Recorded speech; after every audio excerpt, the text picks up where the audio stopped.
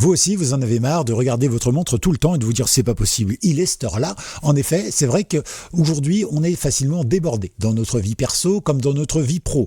Le matin, il faut se lever, ramasser le pipi du chat, regarder tout ce que le chat a fait, il a déroulé le papier toilette et tout ça, lever les enfants, les brosser les dents, le petit déjeuner bien sûr, les envoyer à l'école, ensuite on arrive en nage au boulot, ensuite on est submergé par plein d'appels, plein de trucs comme ça, on s'en sort plus, on revient chez soi, il faut chercher le petit à la crèche, la grande à l'école, ensuite il faut le goûter, les devoirs, et puis ensuite il faut faire voilà, tout un tas de trucs, et finalement à 21h on est rincé.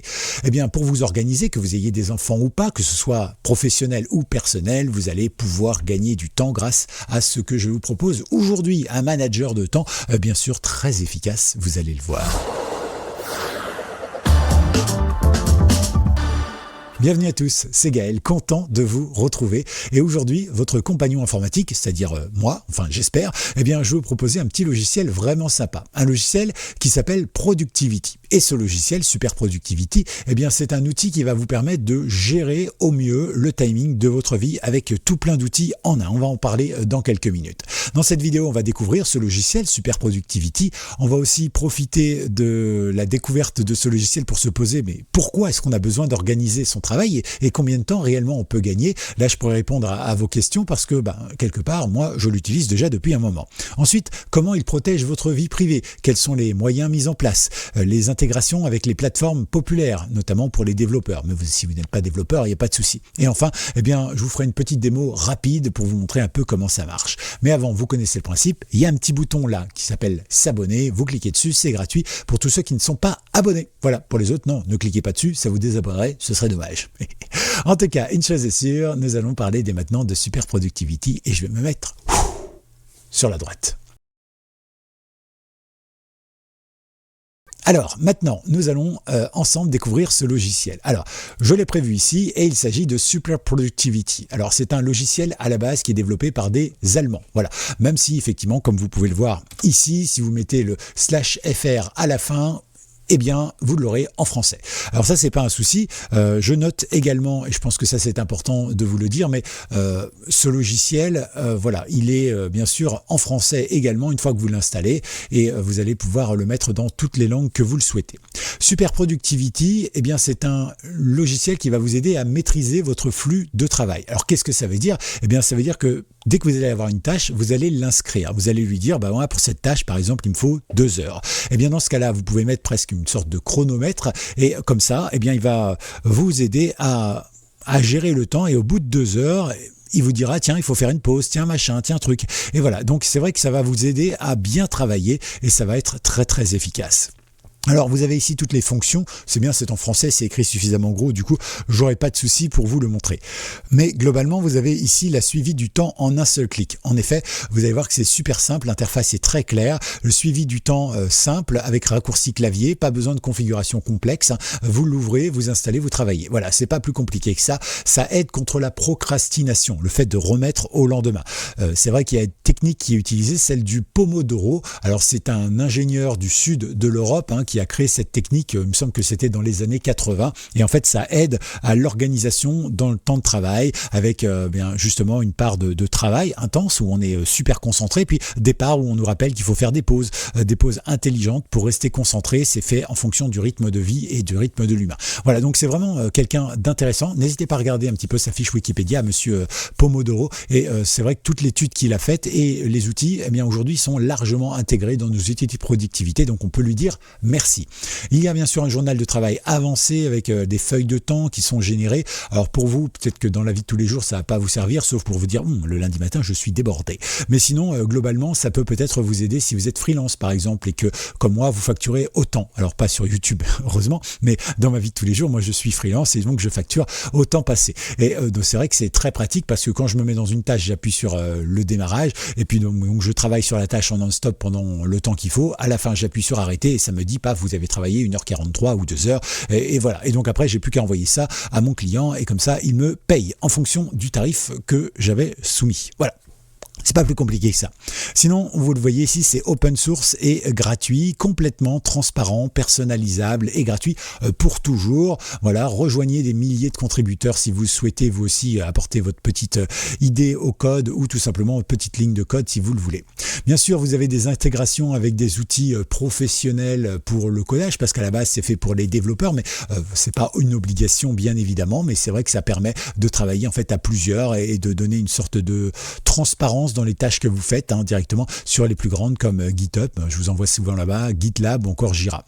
Sinon, il y a des options avancées. Alors beaucoup de ces logiciels vous proposent de faire des tâches, voilà, mais après vous pouvez pas faire de sous-tâches. C'est embêtant, alors qu'ici vous avez des sous-tâches illimitées, vous pouvez y rajouter des étiquettes, des pièces jointes et puis de l'intégration au calendrier, donc c'est vachement bien. Et puis ici vous avez un focus sans distraction qui va effectivement transformer les listes de tâches écrasantes en sessions de travail gérables et limitées dans le temps. C'est pas moi qui l'invente, c'est écrit noir sur blanc ou plutôt gris sur bleu. Et puis ici on arrive sur tout ce qui est vie privée. Je pense que c'est important. D'abord c'est 100% hors ligne et privé.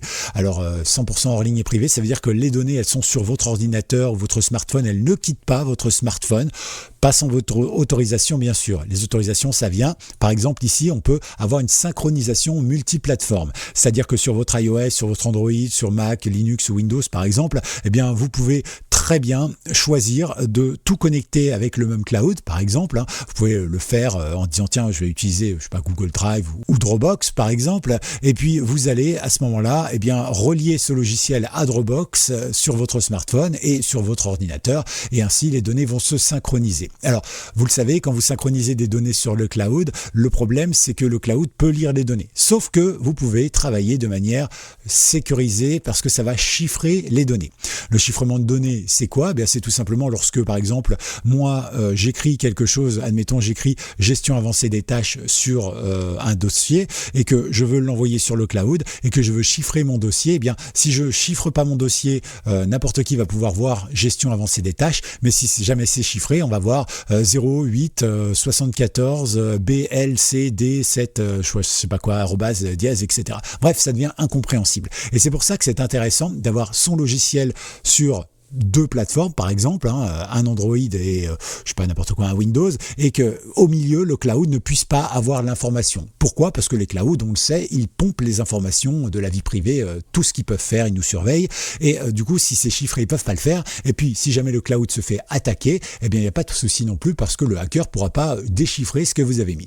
Donc quand vous exportez et que vous avez activé la synchronisation, on va voir ça tout à l'heure, ça va chiffrer les données, donc ça va créer un fichier avec toutes les fonctions chiffrées et ça va l'envoyer sur le cloud, et puis quand votre smartphone va se connecter, il va récupérer ce dossier chiffré et le mettre sur son logiciel et le déchiffrer à ce moment-là. Donc comme ça, il n'y a pas de problème. Okay ? Et puis vous pouvez bien sûr exporter vos données autrement pour les sauvegarder sur votre ordinateur par exemple. Vous pouvez les exporter en format JSON, qui est donc un format, on va dire, de dictionnaire, ou en format CSV, qui est pareil, un format de données autres. Okay ? Et donc ces données, c'est marqué de productivité, vous appartiennent. C'est-à-dire que, à aucun moment, la plateforme, le logiciel récupérera des données quelconques de vous.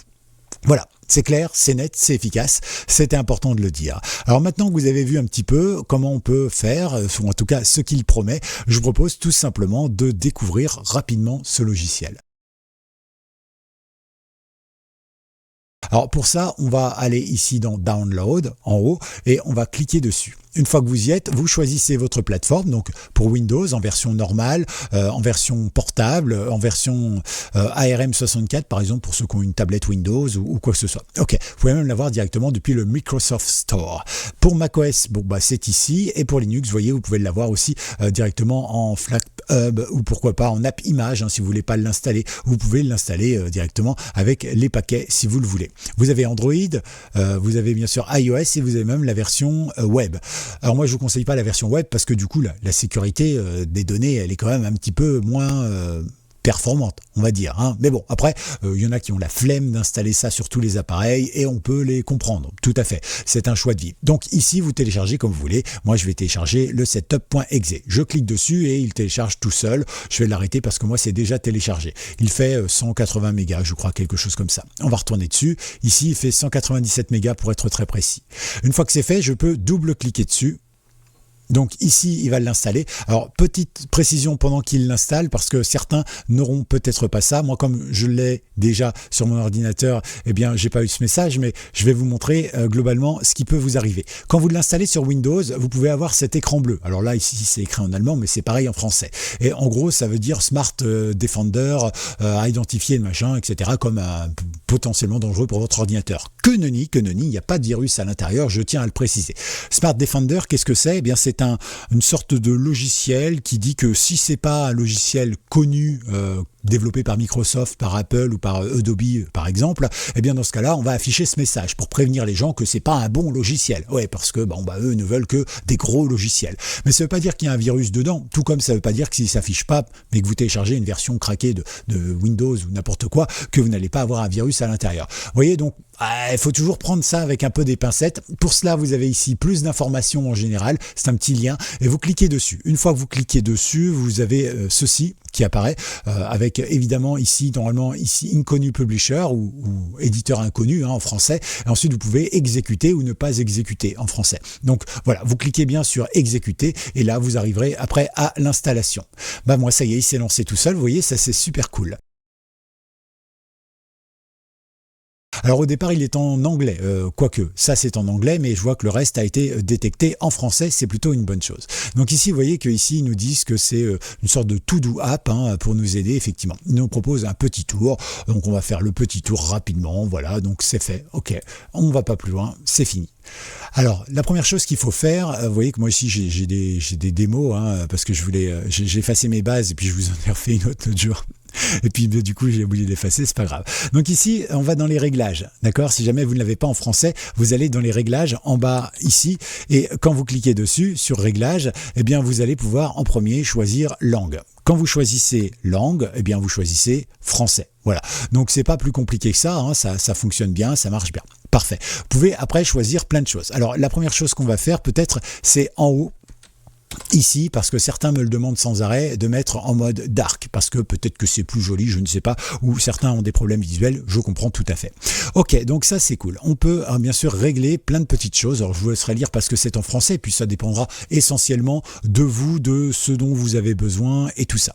Donc vous pouvez réduire dans le bac par exemple, pour le bureau uniquement, vous pouvez faire plein de petits trucs, voilà, vous choisissez. Vous avez la possibilité de l'intégration, comme vous le voyez ici, cette intégration qui permet d'afficher ou d'ajouter ce qu'on appelle du markdown pour mettre en forme, pour gagner du temps. Voilà, je vous avais déjà fait plein de vidéos sur ce qu'était le markdown, comment on fait du markdown, etc., etc.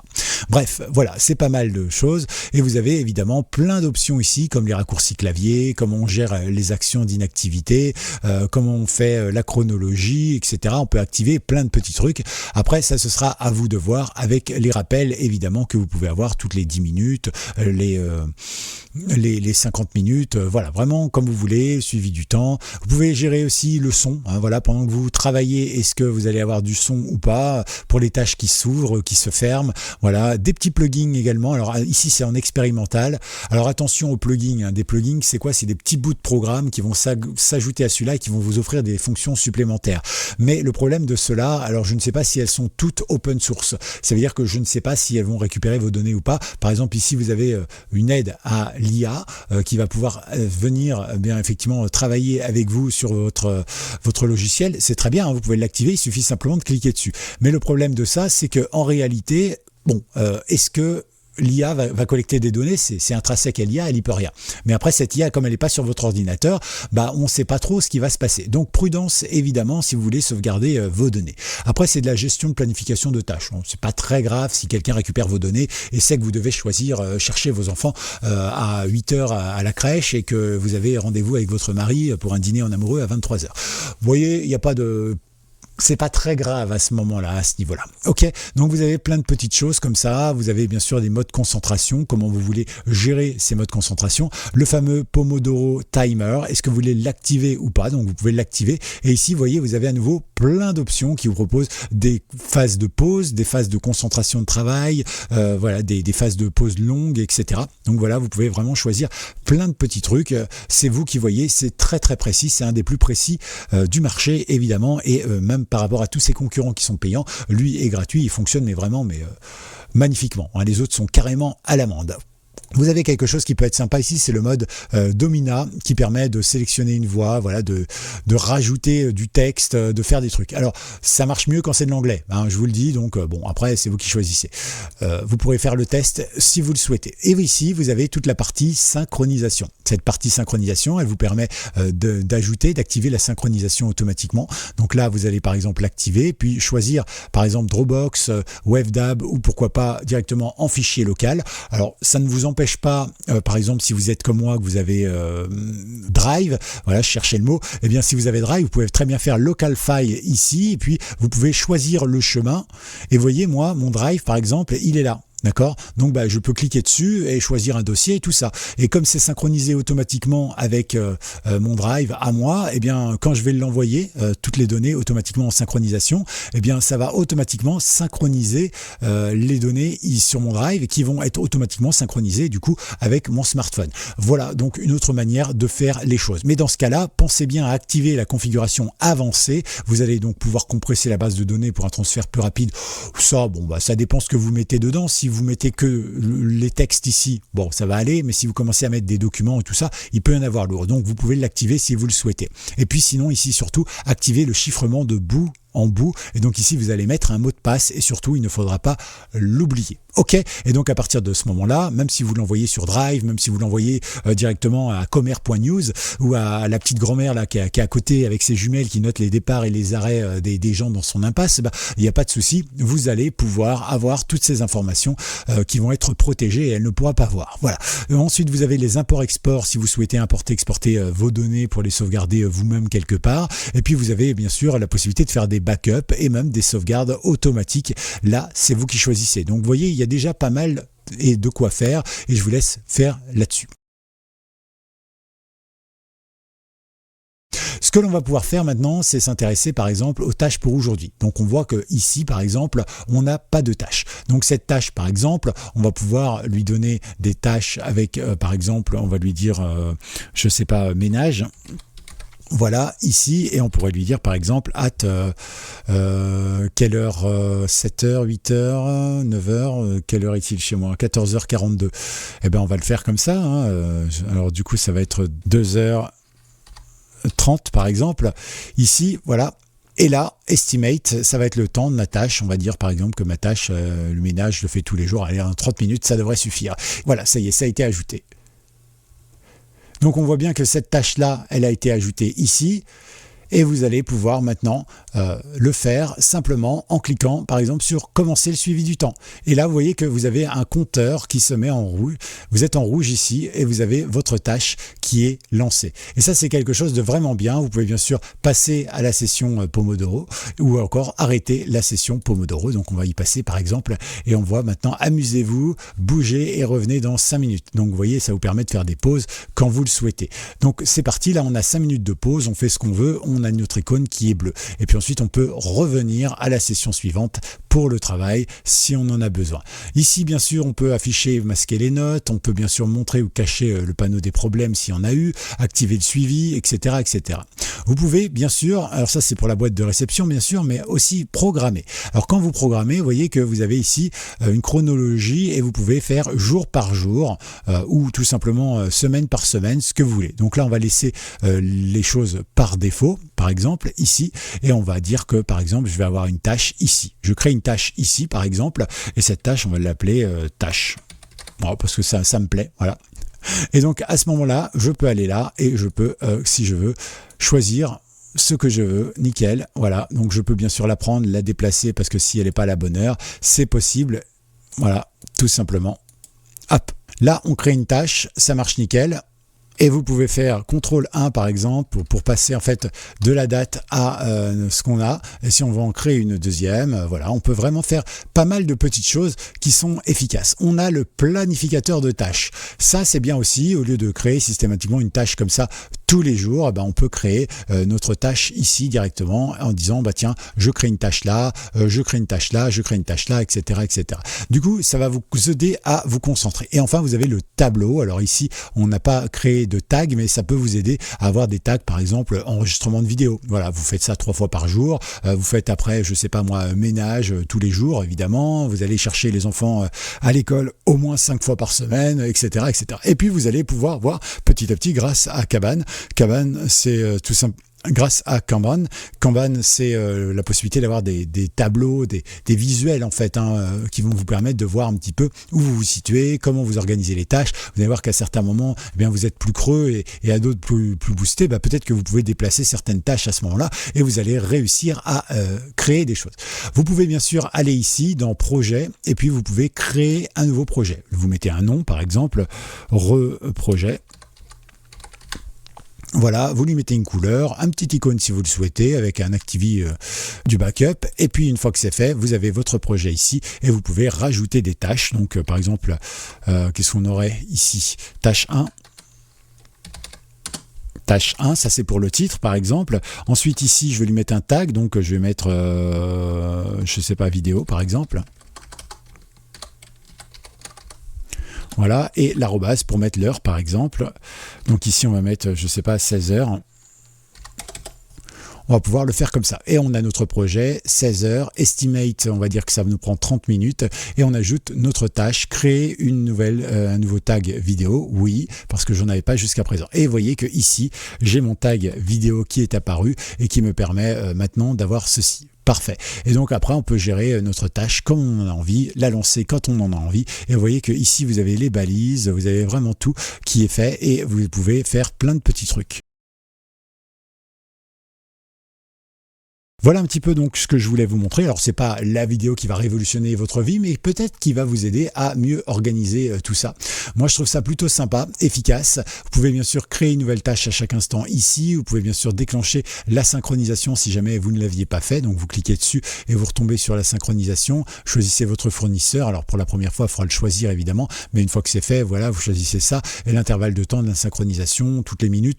Je vous conseille pas toutes les minutes. Je vous conseille par exemple de le faire à toutes les 10 minutes, tous les quarts d'heure, ça dépend. Si vous créez des tâches tout le temps ou si c'est toujours les mêmes tâches, c'est pas bien grave si c'est fait une fois par heure ou tous les jours. Mais si jamais par contre vous créez des tâches et vous en recevez machin et trucs tous les 3 minutes, bon bah là peut-être qu'il faudra synchroniser. Mais à chaque fois que vous synchronisez, il y a de l'écriture d'un fichier, il y a de l'envoi vers le cloud, il y a de la réception, il y a du chiffrement. Tout ça, ça peut faire ramer un petit peu la machine, les connexions internet et tout ça. Donc allez-y avec parcimonie et voilà, vous pouvez faire ce que vous voulez.